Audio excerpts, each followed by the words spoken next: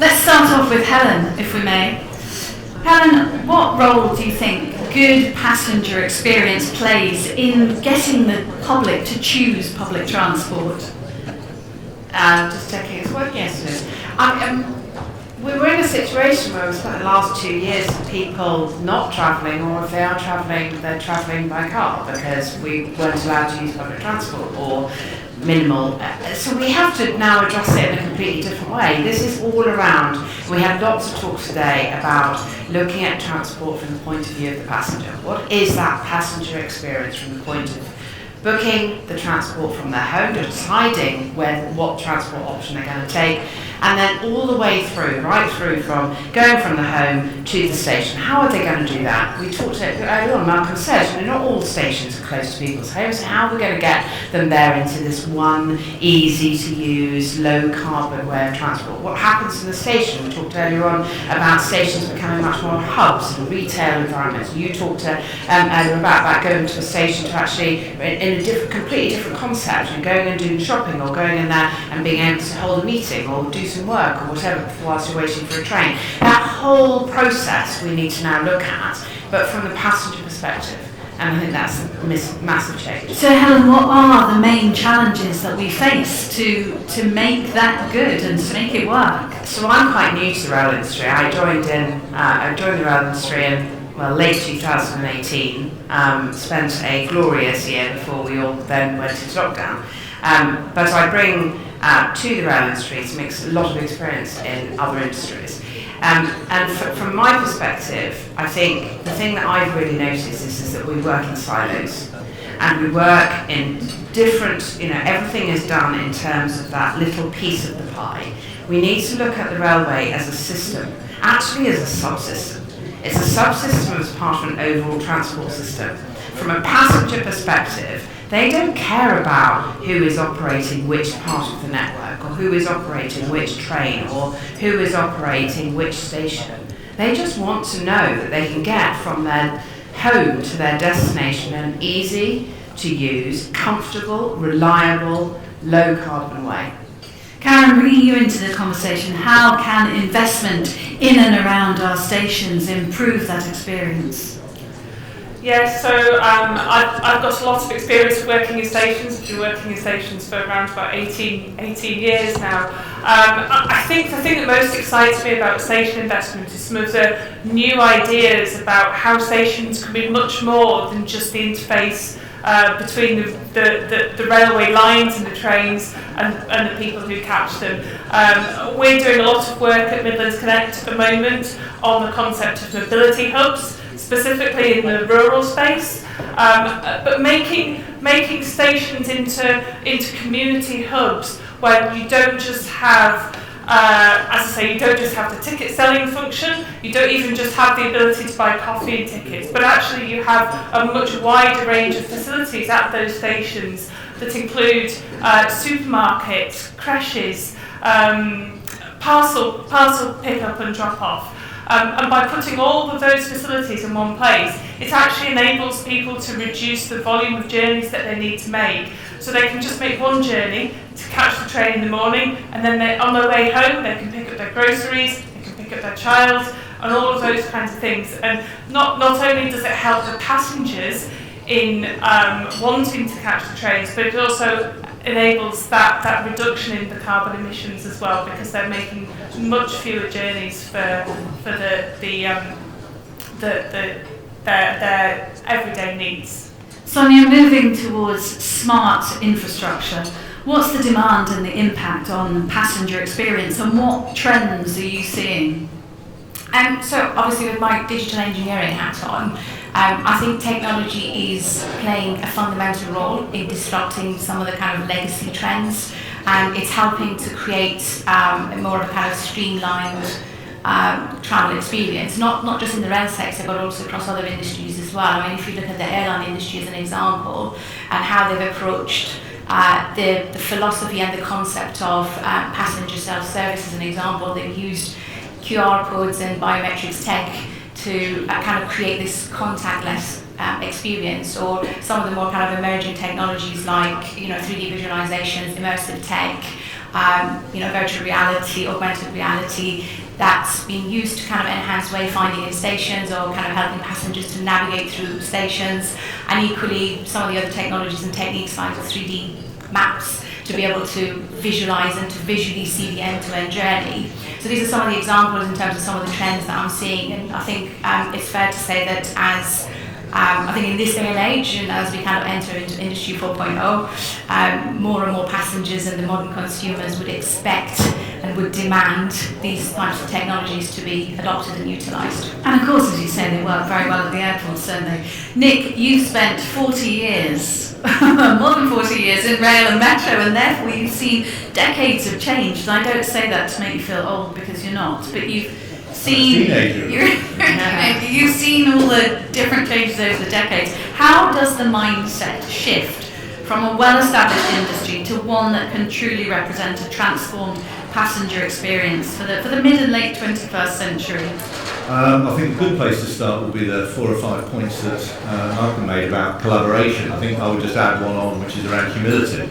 I think back to when I left the surface railway to go and work at London Underground. I had all the arrogance of the surface railway, and yes, it is there, ladies and gentlemen, but seeing it in London Underground and seeing how a very slick leading operation working in Victorian infrastructure worked was hugely impressive. So I had to eat a bit of humble pie there. But I think the thing I would add is that we've got to develop an intolerance on behalf of our passengers. Jeff Bezos wouldn't stand for what we do. We mediate our transactions with our customers through a piece of cardboard. We still use cash in places, but when did we ever last use cash? So I think we have to be intolerant, and I think we've got to be a lot faster. A lot of the things that you've described, Karen, hugely impressive things that can be done very easily at stations. The last mile that's being talked about in the forum just before the Minister spoke to us. There's a huge amount that can be done that does not require primary legislation, does not require now endless EU procurement processes. There's an awful lot that we can do to use our stations more effectively, get the technology sorted. Look how quickly colleagues in the airline industry have changed their model as far as processing passengers through airports, and yet we still have ticket barriers. And it is an exciting time, Nick, isn't it? I mean, we are in that sweet spot now. That opportunity for change is here, and we've got to grab it, haven't we? I think so. I mean, when you look at the facts and the figures of where the industry's at, we're actually only engaging with 52% of the people we were engaging with pre-COVID. So how do we bring them back? Now, there are those who say, well, they will come back immediately or over a period of time, or there will be a permanent change. How are they going to see something that's different? How are we going to account for the 2 years of COVID in welcoming our passengers back with something that's different and more compelling that addresses the various agendas that we've got? Control of costs, decarbonisation, decongestion of roads, greater use of rail. I think the challenge to us all is that we've got to use our time much more efficiently and get innovation into the ground, into the hands of our passengers much more quickly than we have done, virtually since railways came. We talked a lot, Malcolm, today about Commonwealth Games. Is that, in a way, that 168 days to go, I think it is, will that help add a bit of momentum for change because of the number of people you're going to be dealing with, and that you want the Games to be remembered for sport, not transport, which the phrase was used this morning? Yeah, sport, not transport, front pages of the newspaper, absolutely. And it is already driving that change. And it has, I spoke about it explicitly in relation to rail, where it has been a driving force behind collaboration in many respects, and encouraging rail industry partners to work together in different ways. It's pushed technological advancement, it's pushed us in delivering products as well. Paradise Station will be delivered and ready to welcome people to the Games come July, and it's a fabulous project. We talked as well, Malcolm, earlier a lot about the integrated rail plan and its importance for the Midlands. What, in your opinion, is missing from it? Controversial subject in some parts of the country. We did all right out of it here generally. It provides commitment in the long term to infrastructure investment that we most definitely need to meet needs of the future. What's missing from it? Well, we got Nottingham through HS2, which is good, but we could have done with a bit more of a solid commitment to Midlands Rail Hub, which is our big ticket infrastructure investment that we need here in the region, specifically making sure we include the Eastern Chord in that, and also we would have liked our connection to Leeds. Helen, there are projects in the plan which hopefully will bring great benefit to the Midlands. How do we make them affordable? Well, I think that's a great question, but I think it's really around changing the way that we think about projects, actually. I think it's a fundamental mind shift. I think that there's a huge benefit, and it's demonstrated in a number of the programmes that have been happening over the last few years, where early contractor engagement, where we can really explain, really look at the outcomes that are required and develop innovative solutions to deliver those, which I think is really key, that we allow the supply chain to be really what the supply chain can be and really innovative in that way. I think there's a huge amount of work to be done in terms of maximising digital technologies. We've talked a lot today around digital in a sort of broad sense, and we've talked earlier on, Sonia and I just talked earlier on about the meaning of digital engineering as a term, but actually really sort of implementing that sort of kind of BIM or that modelling and simulation kind of methodology right at the front end, which then feeds all the way through the programme. But I think there's and then obviously there's the monitoring and there's the integration rigs where we can do huge amounts of work off-site. So there are lots and lots of ways that actually we can reduce the price or the cost and the environmental cost. If we look at it as a programme, we collaborate across partners, and we really work as an integrated industry. And Helen, what emerging technologies yet to be tapped into do you think can improve that rail experience here? What are the top few on your list, do you think? The top few, I've got about 10. 10, okay. Yeah. So reel them off. I mean, from a passenger experience perspective, I always start at the beginning of the journey, so I'm always going to start with mobility as a service and the benefits that can operate, that can provide both the passenger from a point of view of as an integrated transport experience. So whatever we all believe in terms of, and we know, in terms of the lack of integration in our transport system, actually mobility as a service as a layer over the top can provide an impression of an integrated transport system. So we need to sort of welcome that. But also MAS gives the operator a way of looking at their transport holistically across a region or across a locality, and actually understand how people are using different transport systems and make sure that we're providing the right solutions for passengers. Demand responsive transport, huge, absolutely going to happen. It's already happening, particularly in buses, where we don't want to see empty buses anymore. Now we can actually see properly full, as in not overcrowded, but properly full buses. We've got all sorts of simulation modelling. We've got data analytics, AI and machine learning. All of those things are going to help us to transform this rail industry and really make that passenger experience better. Sonia, I can see you're smiling there and wanting to jump in. I was going to talk to you about human factors and cultural challenges that are shaping that, digitised 21st century railway. But do carry on from what Helen was saying as well. Yeah, I think I'm pretty much echoing what Helen said, but I think a point that Malcolm raised earlier as well in terms of how disconnected and disjointed some of our service providers are. And I think there's a real opportunity around AI, machine learning, digital twins. I know there's a lot of hype and excitement around digital twins, but I think from the way I see it, they are very much the precursors and the building blocks to move towards smart infrastructures and creating that integrated ecosystem of different asset owners and operators really kind of coming together, creating that mobility and interoperability. So you effectively, as the end user, as the customer, you're dealing with one system, not many.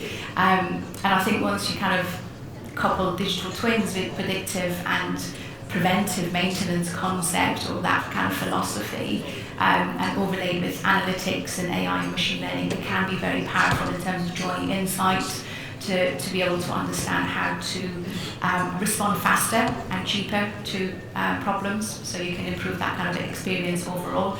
But just on the last point very quickly in terms of human factors and some of the challenges, I think we've already touched on some of the cultural challenges in terms of the commercial and procurement models, incentivising the wider industry to share data. I mean, understandably there is a bit of a reluctance, I guess, and hesitancy concerning the ethical and the security side of digital, which is understandable, so I think more needs to be done to address those from a policy setting perspective, but equally from a sort of people side, I think the way I see it, you almost need two groups of people. You need the strategic thinkers, the people who are quite flexible in their mindset, they're quite creative, pushing the boundaries to be able to articulate this grand vision that we're all working towards working very closely with those who understand how the tech works and how they can put the whole technology together and create this seamless environment. I think historically the mistake we make is usually focusing and putting too much emphasis on technology. Let's teach everybody how to use technology and not so much on the strategic thinkers and people who can really push this forward and make it happen. Do you agree with that, Karen? I was going to say, I think our approach to technological innovation is very much about the people angle on it. So I absolutely agree with Sonia. I think from a technology perspective, the two things we're specifically looking at are very much in the passenger experience space, which is comes back to the point that everyone's been making about the end-to-end journey, and how do we build a truly multimodal ticket that functions across every mode and across every operator. And my colleagues are doing stunning work in this area at the moment, really industry leading, and we're excited to hopefully be able to kind of share some news on that fairly soon. The other aspect that we're looking at is actually how do we better connect the track and the train. I think railways make a beautiful corridor. I was speaking to someone in the audience earlier about linking the railway line with energy and making an energy corridor. But actually we can do that with digital as well, and we can create 5G corridors that can much better link track and train and the experience of people who are travelling on board and having that instant Wi-Fi available to them. And that's one area, another area that we're going to be looking at over the next couple of years. We're really excited to get under the skin of that one. Nick, just moving on to HS2 and the rationale. I mean, surely it must be seen beyond capacity and speed. Are the right strategies in place, do you think, to deliver a reinvigorated national economy rather than just a big infrastructure project, if you like? Well, I could be here all night discussing really? that. Sorry. I think keep them away from their food. I think I will be brief. Time to eat. I think we've got to view HS2 now it's underway, as you see outside, as a project that will deliver, and the question is, what will it deliver? And that depends a little bit on who you ask, because we are building a railway, or Sonia and her colleagues are building a railway, and it will be a thing of great beauty, much like the Victorians did when they did it. The challenge is, will it be as transformational as we hope for the UK economy, which is what it's there for? So it's moved through a series of iterations for capacity, for speed, for now levelling up. And I think, what everyone thinks of the IRP comes alongside the levelling up white paper last week. And what we're trying to do or what the government's trying to do to A, grow and reinvigorate the UK economy, and secondly, to level up the UK economy. HS2 plays a pivotal part in that. So for me, the success of HS2 will be, will my grandchildren and great-grandchildren be able to get jobs in the north of England that are at least as productive and remunerative as those in the City of London? And I think that's a question that we may all come back one day to see. But the point is, HS2 is not just about building a railway, it is building a key element of the UK economy. I'm sure that's something you agree with, Malcolm, is it? Fundamentally so, absolutely right. Yeah. So much more than a railway. It's about people, it's about making jobs, it's about building prosperity. And how can we deliver a seamless experience then for customers interchanging in central Birmingham for HS2? One of my favourite topics to talk about. The City of Birmingham side has already got 3 city centre stations, which is utter madness, and we're going to have 4. So we're going to have 4 city centre stations. So we can't change that. We are where we are with that. But certainly it's a mindset. I mentioned mindset in my speech earlier. We need to approach it with a mindset of maybe an airport with multiple terminals and think about it as one customer experience between the 4 stations. We did some really good collaborative work actually with the City Council of HS2, Midlands Connect, and other partners a couple of years ago, looking at Moore Street Station and how that needs to evolve and grow in capacity when HS2 arrives, and also Midlands Rail Hub feeding trains into there, and also how it links with HS2 at Curzon Street and at New Street. And in many respects, having 2 stations side by side like Curzon Street and Moore Street is kind of madness. One is the suburban platform to the other, and I think we should consider them as one. Call it Birmingham Elizabeth and make it one station. We need to sort that terrible link from Moore Street through to New Street underneath the ballroom as an absolute minimum in time for HS2 to open. But it needs to feel like, as the premise of your question, it needs to feel like one seamless interchange as though you're moving just from one part to another part, even if you're moving stations. Helen, passengers, of course, well, we're all much more aware, aren't we, of environmentally conscious. And what can the industry do you think, to drive decarbonisation further and faster and really demonstrate that it is the best option? So I think, first of all, we've got to get passengers to use rail and public transport generally instead of cars. I mean, and so therefore it gets back to the whole point of how can we make that experience easy to use, reliable, as pleasant as jumping in a car at your home and driving up to Birmingham or Glasgow or wherever it is. And that experience has got to be good. So there's a lot of conversations today about that sort of that whole experience between the home to the station, what the station is and how that station is now experienced, a nicer experience of getting on the train. And we talked earlier on about, opening up sort of bars again. And I mean, yet the train I came up on last night was a tiny little shop that just sold little sort of, I don't know what they were, little sort of twiglet things in a pot. It's pretty much all I could get at sort of 6:38 on a Wednesday evening. But I think that whole experience needs to be better. But I think it's more than that. So yes, we've got to get the passengers on, but we've also got to make sure that journey is as low carbon as possible. Now, we've got loads of debate around the cost of electrification versus other options. There's a huge amount of work being done over the last however many years to drive down the cost of electrification, for rail electrification, and to drive innovations that really, really make electrification a much more affordable choice. And I think we need to really look at that balance in terms of how we use electrification, plus hydrogen, etc., for discontinuous and where terrain affects it. But we've also got digital signalling and control systems, which then absolutely drive that efficiency and lower carbon impact. But then I'm going to get on to the other side of it, which is, so we've got the passenger, we've got the operations, and now we've actually got the project delivery in itself. Are we really, as an industry, focusing our procurement on the lowest carbon options when we're actually installing and implementing solutions? I personally don't believe we are. I believe that we're looking at it from a project by project base as opposed to a long-term carbon impact. And therefore the cost of implementing a solution that is potentially lower carbon than another, which might be more expensive for that particular project, that decision is made because it's within a project. But actually the longer term carbon cost is much higher. And I think that's what we've got to change our view actually about how we look at projects versus long-term cost. And we'll leave that as our final thought. Helen, Karen, Nick and Malcolm, thank you very much. Ladies and gentlemen, please give our panelists a big hand.